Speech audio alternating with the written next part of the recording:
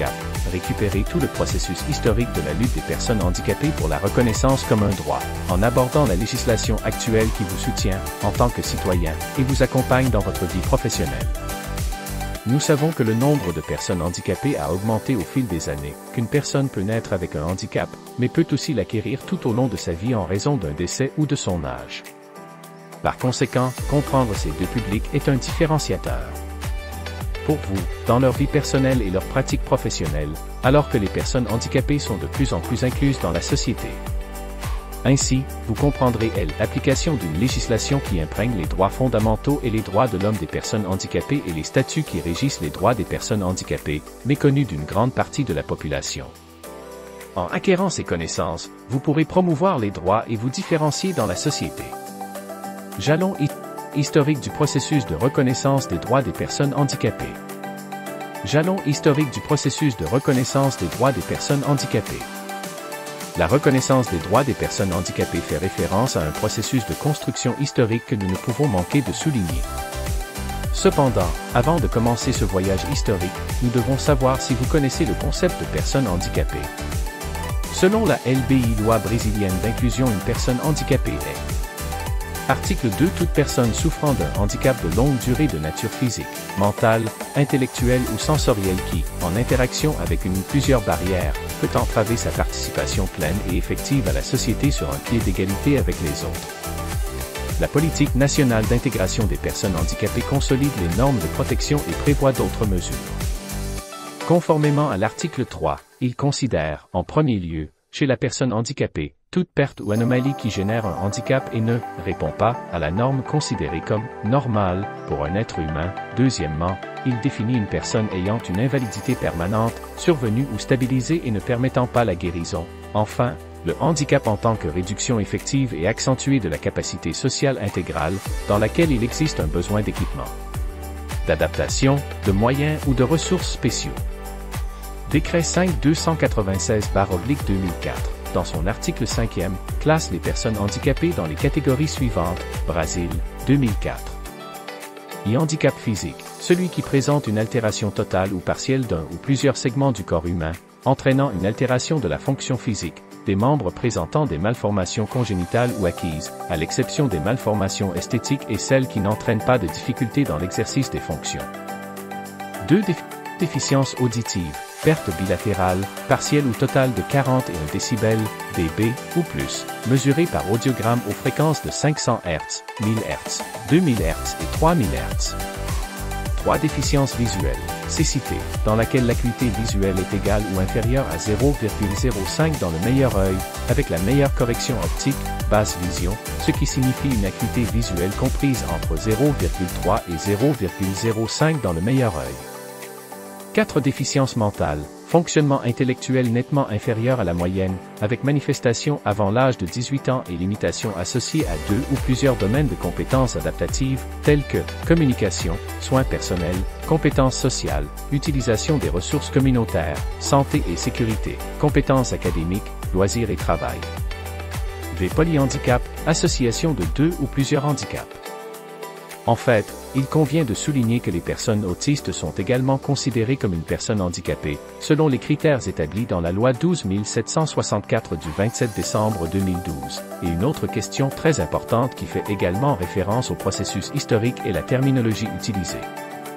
Pour décrire la référence à ce public, des termes techniques corrects sont très importants. Par conséquent, lorsque nous voulons parler ou écrire de manière constructive et dans la perspective de l'inclusion des personnes handicapées, nous devons considérer le processus historique des préjugés, des stigmates et des stéréotypes.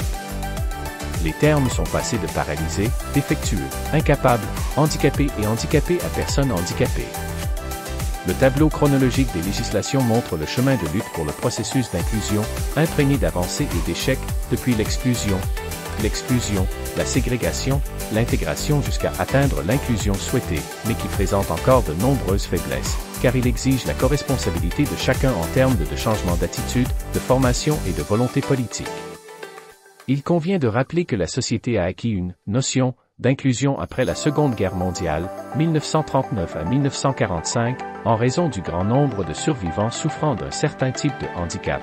Il y avait un manque de main-d'œuvre pour reprendre les activités économiques et industrielles.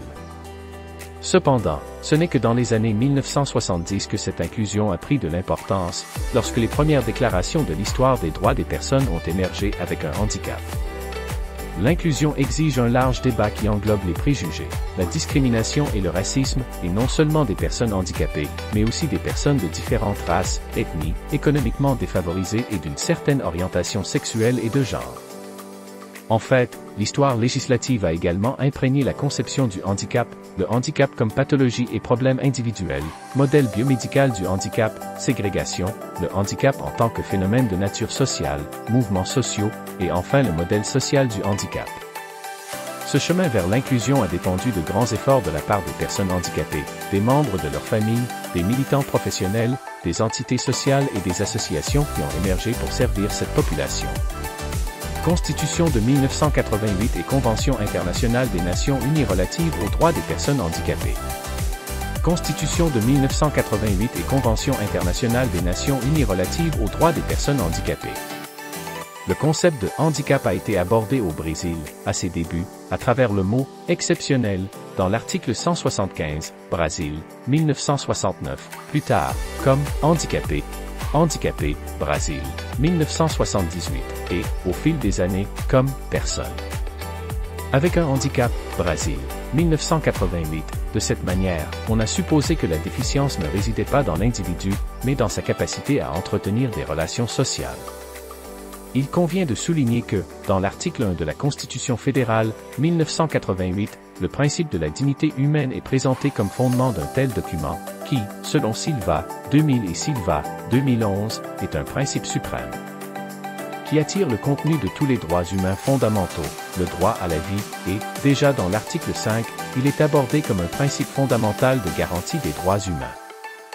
La Constitution fédérale, 1988, reconnaît le rôle important du principe d'égalité dans l'ordre juridique, il précise impérativement que tous sont égaux devant la loi et ajoute, sans distinction d'aucune sorte, il consiste donc en égalité de traitement pour des situations égales et d'inégalité de traitement pour des situations inégales. Toutefois, les personnes handicapées ont droit à un traitement spécialisé dans des services, accessibles, car ces situations présentent des justifications et sont autorisées par la rupture de l'égalité. La Constitution fédérale, 1988, garantit à chacun la dignité de la personne humaine dans son article 170, qui fait référence à la garantie des besoins vitaux de chaque individu, c'est-à-dire à une valeur intrinsèque dans son ensemble. La justice sociale, à travers l'ordre social, dans son article 193, repose sur le principe selon lequel tous les individus d'une société ont des droits et des devoirs égaux dans tous les aspects de la vie sociale et que ceux-ci doivent être garantis, comme le développement de la personne humaine à travers l'éducation et l'exercice de la citoyenneté dans son article 205, plaçant l'importance du rôle de l'éducation dans le processus de formation, car elle permet aux personnes d'exercer pleinement leur citoyenneté, dans la recherche de la réalisation des droits humains fondamentaux, qui corroborent l'effectivité d'une existence digne. En outre, il imprègne tous les droits sociaux garantis à l'article 6 en englobant le droit à l'éducation, le droit à la santé, au travail, aux loisirs et à la sécurité sociale. Au niveau international, la Déclaration universelle des droits de l'homme, du 10 décembre 1948, établit les lignes directrices centrales de la protection sociale de l'ensemble de la population, souligne que chacun doit jouir des droits fondamentaux, y compris le droit à la liberté, sans aucune distinction ou discrimination. La Convention internationale relative aux droits des personnes handicapées a été signée à New York le 30 mars 2007, approuvée par le Congrès national par le décret législatif numéro 186 de juillet 2008 et promulgué par le président de la République, Luiz Inácio Lula da Silva, le 25 août 2009. Selon Cravero, 2022, l'objectif de la Convention était de promouvoir, protéger et garantir la pleine et entière la fourniture équitable de tous les droits de l'homme et libertés fondamentales à toutes les personnes handicapées et promouvoir le respect de leur dignité inhérente. En partant des principes généraux de la Convention, nous soulignons la pleine participation et l'inclusion dans la société, qui propose de garantir des conditions concrètes dans la vie quotidienne. Avec cela, il forme une interface avec l'accessibilité, qui permet cette participation, la reconnaissance de la différence et de la diversité humaine, en considérant chaque sujet comme unique et avec ses spécificités, en soulignant également la discrimination et l'importance des actions visant à sensibiliser toute la société. Ainsi, les droits des personnes handicapées sont soutenus dans le monde entier, à travers des éléments juridiques qui garantissent de fait l'inclusion. Statut des personnes handicapées, notion juridique. Statut des personnes handicapées, notion juridique. La LBI, loi brésilienne d'inclusion, également connue sous le nom de statut des personnes handicapées, profite à plus de 45 millions de Brésiliens souffrant d'un certain type de handicap, selon les données de l'IBGE 2010, afin d'assurer et de promouvoir, dans des conditions d'égalité, l'exercice des droits et libertés fondamentaux des personnes handicapées.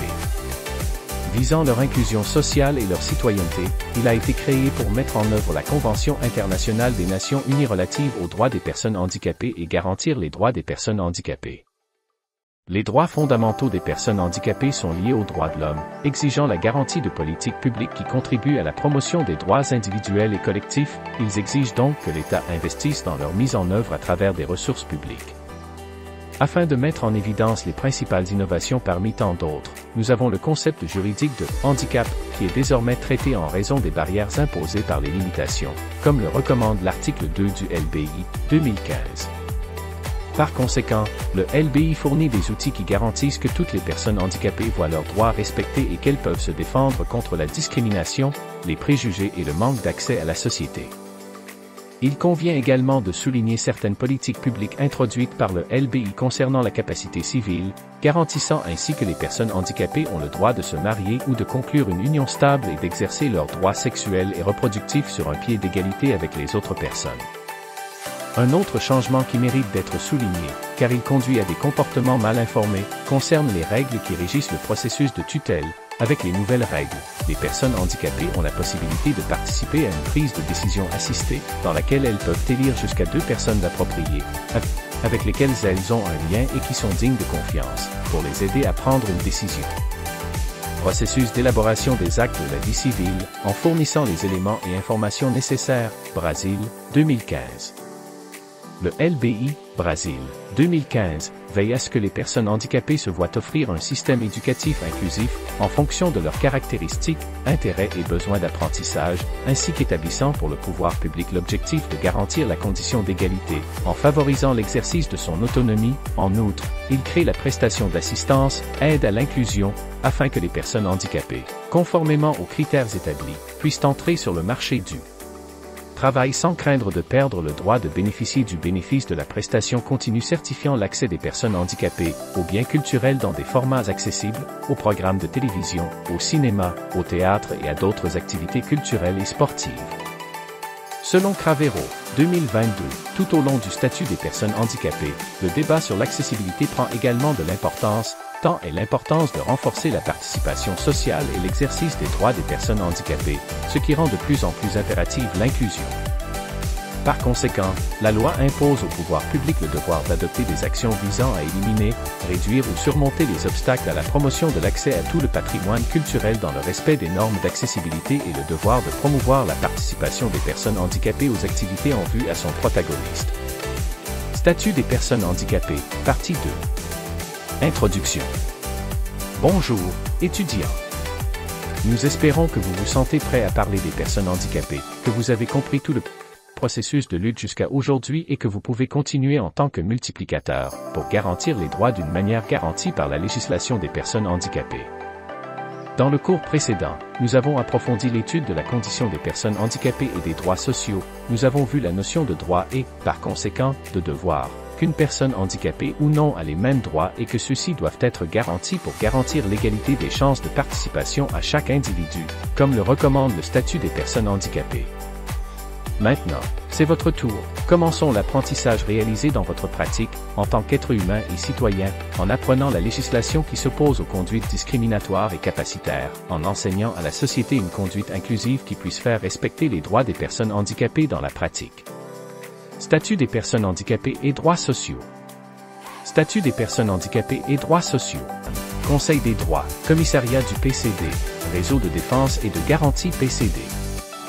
Des actions inclusives peuvent être menées par moi et vous, ensemble dans les conseils de garantie des droits, tels que le Conseil des personnes âgées, le Conseil des personnes handicapées, au niveau fédéral, étatique, municipal, dans les entités sociales, dans la communauté du quartier dans lequel vous vivez, de votre propre famille. Il peut s'agir de petites ou de grandes actions, et l'important est de commencer, de mettre en pratique ce que vous avez appris pendant ce cours, toujours.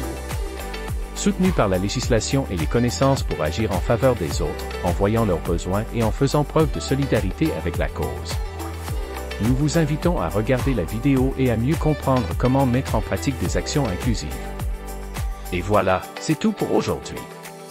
J'espère que cette vidéo sur la condition des personnes handicapées et des personnes âgées vous a plu et que vous avez appris quelque chose de nouveau. N'hésitez pas à laisser un commentaire ci-dessous pour partager vos pensées et poser vos questions, j'adore lire vos retours. Si ce n'est pas déjà fait, pensez à liker la vidéo et à vous abonner pour ne pas rater les prochains contenus. Merci d'avoir regardé, et à très bientôt pour une nouvelle vidéo.